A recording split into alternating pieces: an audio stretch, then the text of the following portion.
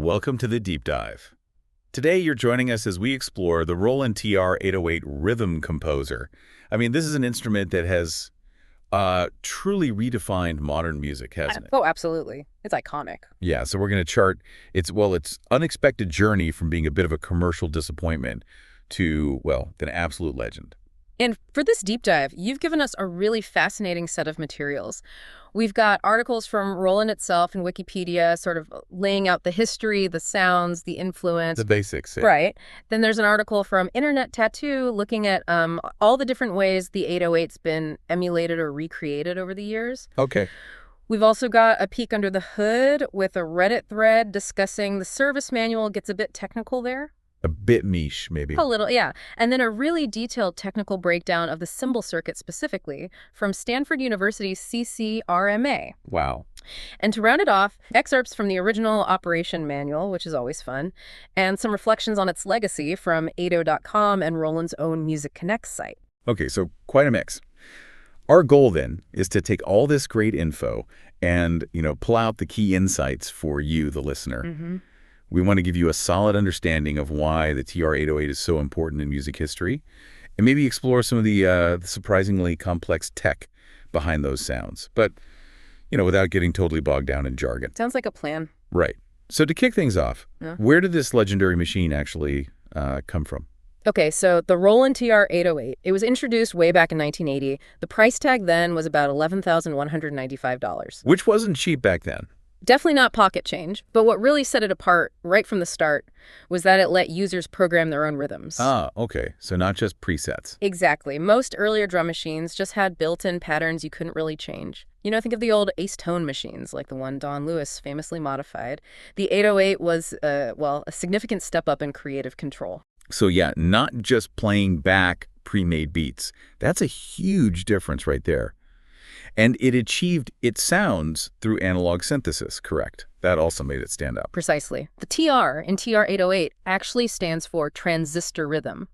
It generated all its sounds using analog electronic circuits, no samples of real drums. Right. And that's a key difference compared to, say, the Linn LM1, which came out around the same time. The Linn was way more expensive, and it did use samples. The 808's analog approach gave it this, very specific and, as we now know, very recognizable sound. Which ironically might have been part of its initial problem, if I remember correctly. It wasn't exactly flying off the shelves at first? No, that's a really crucial point. Initially, the TR-808 was basically a commercial failure, a flop. Really? Why? Well, back in the early 80s, when electronic music was still finding its feet, a lot of producers actually wanted drum machines that sounded, realistic, as close to a real acoustic drum kit as possible. And the 808, well, it didn't. Were very obviously synthetic electronic. And that just didn't match what many people were looking for at the time. So the very thing that makes it famous now was a drawback then. Exactly. So Roland actually stopped making them in 1983. They only ever built about 12,000 units in total. Only 12,000. Wow. And apparently another factor was that certain essential semiconductors they used became unavailable around that time too. So it was a combination of factors. But the main takeaway, like you said, is the irony. Its unique synthetic sound, the reason it failed initially, became its greatest strength later on. That scarcity, only 12,000, definitely adds to the mystique now, doesn't it? For sure. So how did it go from being this discontinued flop to the absolute legend we know today? Well, it's a classic story of finding a niche, really. Even though it didn't sell well new, the 808 started gaining this sort of cult following in underground music scenes. Okay. A few things helped. First, once it was discontinued, you could pick them up relatively cheap on the secondhand market. Right. Affordability is key. Definitely. Second, it was actually pretty easy to use, pretty intuitive to program. And third, and most importantly, it had those sounds, those really unique, distinctive sounds, especially that incredibly deep, booming bass drum. Ah, the bass drum. So that mix, cheap, easy to use, unique sound, made it perfect for producers in emerging genres like electronic music, dance music, and, crucially, hip-hop. Affordability meets unique sound. Yeah. Yeah, that's often a recipe for underground cool, isn't it? Totally. Okay, let's really dig into those signature sounds. What makes an 808 sound like? Well, like an 808. Right. So the 808 was designed to imitate acoustic percussion. It has sounds labeled bass drum, snare, Toms, conga, rimshot, claves, hand clap, maraca, cowbell, cymbal, open and closed hi-hats. The whole kit, basically. Pretty much. But Yeah. because it's all analog synthesis creating these, they don't sound like realistic versions of those instruments. Not really. People Yeah. describe them in all sorts of ways. Clicky, robotic, spacey, even toy-like or futuristic. Yeah, I've heard spacey used a lot. One of the sources even compared them to bursts coming from the BBC Radiophonic Workshop, which I thought was a great description. Sure. Gives you that sense of slightly weird electronic otherness. Definitely not your standard acoustic drum sounds. And that bass drum, it's practically an institution. What's the secret sauce behind that sound? The bass drum is, absolutely defining. Technically, its sound comes from a sine wave oscillator. Okay, like a pure tone. Exactly, the simplest sound wave. Then that goes through a low-pass filter, which cuts off the high frequencies, leaving just that deep thump. And then there's a voltage-controlled amplifier, or VCA, which shapes how loud it is over time. Right. But the really key thing is the decay control. It lets you stretch out how long that bass drum sound lasts. And when you stretch it out, you get these incredibly low sub-bass frequencies that just rumble. That's the classic 808 boom. And that long decay is what people started using creatively, right? Yeah. Precisely. Apparently, there was some slight flattening of the pitch on those really long decays, which might not have even been intentional in the original design, but it became part of the signature sound people loved. Another happy accident, maybe. What about some of the other sounds? I remember reading something pretty funny about the cymbal. Yes, the cymbal. That's a fantastic story, though maybe partly legend. Go on. The story goes that the chief engineer, Tadao Kikumoto, was working on a prototype, and someone, maybe him, spilled tea on it. No way. Yeah, and this supposedly caused some kind of malfunction that produced this unique, fizzy psh sound. The actual 808 cymbal sound. That's the legend. Apparently they liked it so much it took them months to figure out how to reproduce that accidental sound reliably in the final circuit design. You couldn't make it up. Spilled tea creates a sound that defines genres. Yeah. Amazing. It's brilliant, isn't it? And the cowbell. I think one source had a less than flattering description of that one initially. Yeah, you're right. One description called it clumsy, clunky, and hopelessly underpitched. Ouch. It definitely wasn't going for realism. Yeah. But again, like the other sounds, that quirky, almost awkward character became part of its charm. Musicians just embraced it. It really shows how artists can take something that seems like a limitation and turn it into something cool and creative. It really does. Hearing about these sounds makes you want to play with them. I noticed one source mentioned an in-browser emulator. For listeners who are curious, are there ways to actually hear these sounds without, buying a vintage 808? Oh, absolutely. There are tons of emulations out there now. Software plugins, apps, even websites where you can program beats with classic 808 sounds right in your browser. That's cool. Yeah, it's a great way to get a feel for that sonic palette. It just shows how enduring its influence is, that people are still recreating it digitally. So, okay, we have this machine. Initially flops because it sounds too fake. Then becomes a legend because it sounds unique and fake. What really kicked off that change? How did it cross over from the underground? The 1980s. That was the key decade. The 808 became just, fundamental to emerging electronic music, dance music, and especially hip-hop. Any key tracks that really broke it through? Oh, yeah.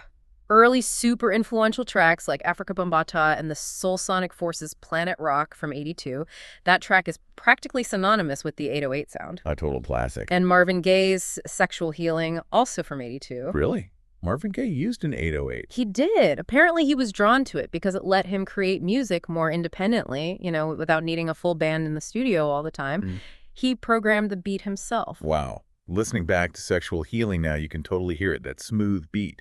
Exactly. It showed the 808 wasn't just for aggressive electro, it could be subtle, groovy. And yeah, early Miami bass music was huge for the 808, all about that low-end rumble. And as house music started bubbling up in Chicago and New York, the 808 found a natural home there too. Those are massive tracks and genres. Yeah. It's almost hard to imagine them without that 808 pulse now. I've heard people say the 808 is as important to hip-hop as, like, the Fender Stratocaster is to rock music. That's a huge comparison. It's a bold claim, but honestly, a lot of people in the industry would say it's spot on. It's been said the 808 has been used on more hit records than any other drum machine, period. More than any other. Wow. Its impact on hip-hop sound is just immense. That deep bass drum became so essential that Hank Shockley from the legendary production team, the Bomb Squad, who worked with Public Enemy, Right. he famously said, "It's not hip-hop without that sound. Full stop." One source even described the trembling feeling of the 808 bass in cars and clubs and cities across America as becoming part of America's cultural DNA. That's powerful imagery. Really puts its cultural weight into perspective, and its influence didn't just stop with hip-hop and electro, did it? No, not at all. The 808 sounds are just everywhere now. They're standard in music software, built into modern drum machines, across all kinds of genres. Yeah, you hear them in pop, R&B, trap. Absolutely. It's inspired countless knockoffs, unlicensed recreations. And there are even these incredibly detailed sampling projects. Ultra deep sampling, they call it, trying to capture every tiny variation and nuance of the original hardware. To preserving the sound. Yeah. And the term 808 itself, it's just standard music production language now. Everyone knows what you mean when you say an 808. It's basically shorthand for a specific kind of powerful, deep kick drum sound, right? Pretty much, yeah. And producers got really creative with it over the years, developed all sorts of techniques. Like what? Well, one thing is using the bass drum decay to create these drone-like bass textures, sort of fading it in and out. Okay. Another really common thing, especially now, is doubling or just completely replacing a regular kick drum pattern with a tuned 808 bass drum sound. Tuning it, so making it melodic. Exactly. And that leads to the other big technique. Using the long decay 808 bass drum almost like a sub-bass synthesizer, creating actual bass lines with it. That's fascinating. So it evolved from just being a drum sound to being a melodic bass instrument, too. Totally. Producers like Rick Rubin were pioneers in that, really cranking up the decay on the bass drum and tuning it to match the key of the song, creating these huge, resonant bass lines. Genius. And you had people getting even more creative, like the Beastie Boys, reversing an 808 sound on Paul Revere, just messing with it in cool ways. And you can't talk about the 808 without mentioning Kanye West's 808s and Heartbreak album, right? The title says it all. Oh, absolutely. That album is often called a love letter to the 808. He used it on every single track. Really showcased its versatility, not just for beats, but for mood and texture, too. It's amazing, isn't it? This machine, maybe originally intended for demos or practice, ends up fundamentally changing how pop music sounds and is even made. I read it might have influenced song structures, too. Yeah, that's a really interesting idea from some music theorists. They argue the 808, with its programmable patterns, helped push pop music away from traditional verse-chorus structures and harmony. Towards what? Towards thinking more in sequences, like discrete blocks of sound and rhythm that you can loop, rearrange, build tracks out of in a more modular way. So it wasn't just the sounds, but the way it encouraged people to think about putting music together. That's deep. It really is. Its influence is just so wide. You find the 808 sound in music by artists from Marvin Gaye and Whitney Houston back in the day, right up to, I don't know, Damon Albarn, Diplo, countless others today. Pop rock, electronic. Everywhere. Yep. And it even gets referenced in lyrics all the time. Artists use the 808 bass drum sound as a metaphor for a heartbeat. You hear that in songs by Madonna, Rihanna, Keisha, loads of artists. From a drum machine circuit to a metaphor for life itself, that's quite a journey. It really is. Okay, let's circle back to the tech for a second. That cymbal sound, the T incident, our Stanford source, really went deep on how that circuit works, didn't they? They absolutely did. The CCRMA paper gives this incredibly detailed breakdown. So yeah, even if the discovery was accidental, the actual circuit behind the cymbal is pretty sophisticated. Not just a simple noise generator then. Oh no. It's a complex analog beast. It involves things called Schmitt trigger oscillators, bandpass filters, logic circuits to trigger the sound, envelope generators to shape it, special kinds of amplifiers called swing-type VCAs, high-pass filters, a tone control bit, and an output buffer. Okay, that's a lot of stages. It is. Think of it like this. You have these 6 oscillators making basic square-ish waves. They get mixed together, then filtered sharply with bandpass filters to bring out those high metallic frequencies. That gives it the shimmer. Right, the sound. Exactly. And what's really interesting is that the cymbal circuit actually shares those 6 oscillators with some other 808 sounds. The cowbell and the hi-hats use them too. Oh, okay. So they're interconnected. Yeah, and 2 of those shared oscillators were actually tunable, but only via little trim pots hidden inside the machine. But the Stanford paper notes that hackers and modders pretty quickly figured out how to bring those controls out to the front panel for real-time tweaking. So people were modifying them right from the early days, pushing the design. What about the tone control for the cymbal? Was that just a simple treble-based thing? Not quite. The analysis suggests it's more like the tone controls on a guitar amp, what they call weakly separated non-orthogonal controls.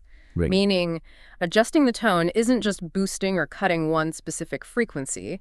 The controls kind of interact with each other in subtle, sometimes unexpected ways.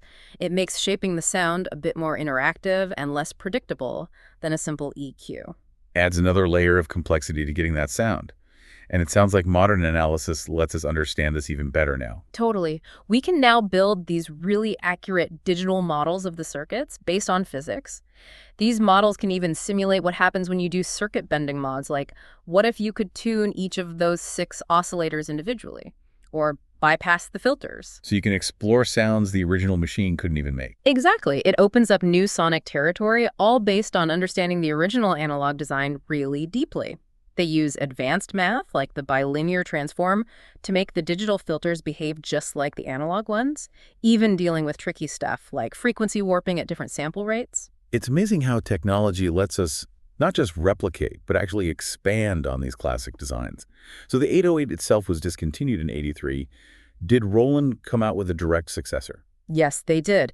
The direct successor was the TR-909, which also launched in 1983. The 909, another legend. Absolutely. And the 909 was different. It was actually Roland's first drum machine to use digital samples for some sounds, like the kick and snare, combined with analog synthesis for others, like the hi-hats and cymbals.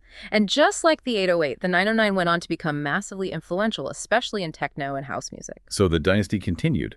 But the actual 808 sounds themselves, they didn't just vanish when the machine stopped being made, did they? Oh, definitely not. Those sounds became so iconic that they've been included in countless Roland products ever since keyboards, sound modules, other drum machines, and software, too. Like that Rebirth software you mentioned. Yeah, Rebirth RB338 was a very famous early software emulation. It nailed the 808 and 303 sounds.